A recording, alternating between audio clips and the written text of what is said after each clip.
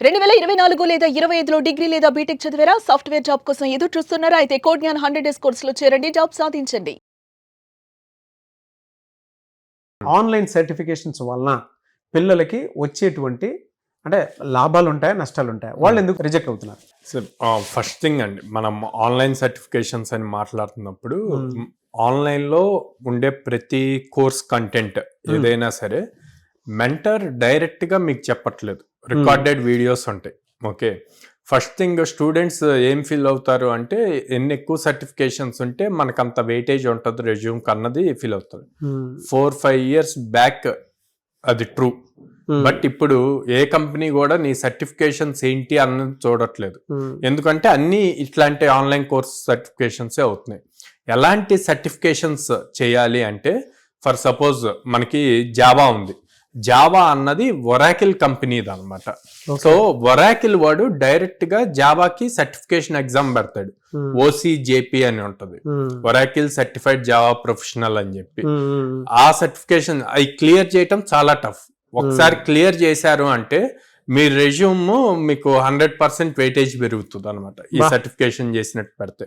అట్లాగే AWS ఉంది, Amazon వాడిది, అమెజాన్ క్లౌడ్ అసోసియేట్ అని చెప్పి ఉంటాయి, మల్టిపుల్ స్టేజెస్ ఉంటాయి AWS లో.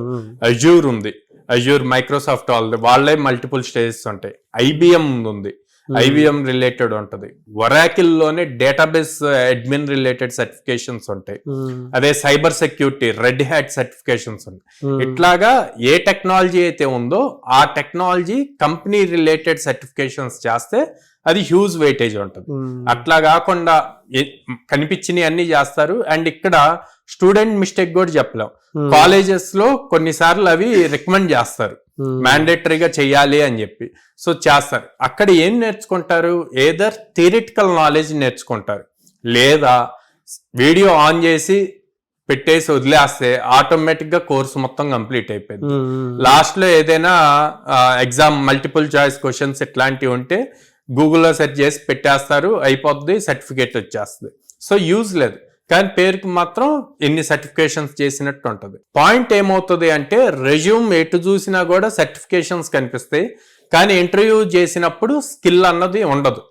సో ఇంటర్వ్యూకి వెళ్ళినప్పుడు మీ రెజ్యూమ్ లో ఏ అయితే మెన్షన్ చేశారో అవి కంపల్సరీగా మీకు వచ్చి ఉండాలి.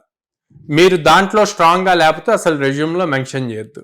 మెన్షన్ చేశారు అంటే గనక మీరు ఇంటర్వ్యూయర్ కి మీ మీద ఓవర్ ఎక్స్పెక్టేషన్ క్రియేట్ చేసినట్టే. సో వాళ్ళు ఆ డెప్త్ లెవెల్లో స్కిల్ క్వశ్చన్స్ అడుగుతారు, మీరు చెప్పలేకపోతారు. అది ఒక పాయింట్. సెకండ్ పాయింట్, ఇందా నేను చెప్పాను సర్టిఫికేషన్స్ ఎలాంటివి చేయాలి అని చెప్పి. So focus on one thing. జనరల్గా ఏం చేస్తారు అంటే మన ఫ్రెషర్స్ స్టూడెంట్స్ తెలియక, గైడెన్స్ ప్రాపర్గా లేక మల్టిపుల్ స్కిల్ సెట్స్ మీద చేస్తూ ఉంటారు. అంటే పైథాన్ ఫుల్ స్టాక్ అనుకోండి, Python front end back end ఇవి చేస్తే సరిపోద్ది. అట్లా కాకుండా Python, Java, .NET, R programming ఇట్లా ఇవన్నీ చేస్తారు. ఇవన్నీ చేసినప్పుడు ఒక దాని మీద ప్రాపర్ స్కిల్ ఉండదు. ఎప్పుడైనా స్కిల్ పెంచాలి అనుకుంటే గనక T షేప్ ఫార్మెట్ ని ఫాలో అవ్వాలి. ఏంటి T షేప్ అంటే టీలో వర్టికల్ ఉంటది. ఈ వర్టికల్ మీరు ఏదో ఒక ప్రోగ్రామింగ్ లాంగ్వేజ్ ఇన్ డెప్త్ నేర్చుకోండి. ఈ హారిజంటల్ కి ఈ ప్రోగ్రామింగ్ లాంగ్వేజ్ ఏదైతే మీరు డెప్త్ నేర్చుకున్నారో దానికి కనెక్టెడ్ ఫ్రేమ్ వర్క్స్ ఉంటాయి. ఆ ఫ్రేమ్ వర్క్స్ నేర్చుకుంటే గనక మీరు ఆ పర్టికులర్ దాంట్లో చాలా స్ట్రాంగ్ అవుతారు అనమాట. ఇక్కడ మీకు మల్టిపుల్ స్కిల్ సెట్ ఉంటుంది, కానీ ఒక దాంట్లో ఇన్ డెప్త్ గా స్ట్రాంగ్ గా ఉంటారు. So you will be in safer side job point లో. ప్రతి స్టూడెంట్ కూడా ఇలాంటి పర్సనాలిటీ అండర్లోనే కొంచెం గ్రో అవ్వాలి అనుకున్నటువంటి మైండ్ సెట్ ఉన్నటువంటి వాళ్ళు చాలా మంది ఉంటారు. అటువంటి వాళ్ళు మిమ్మల్ని అప్రోచ్ అవ్వాలంటే ఎలా ప్రాసెస్? అంటే మీ బ్రాంచెస్ ఎక్కడున్నాయి, మీ దగ్గర చదువుకోవాలంటే ఏం చేయాలి?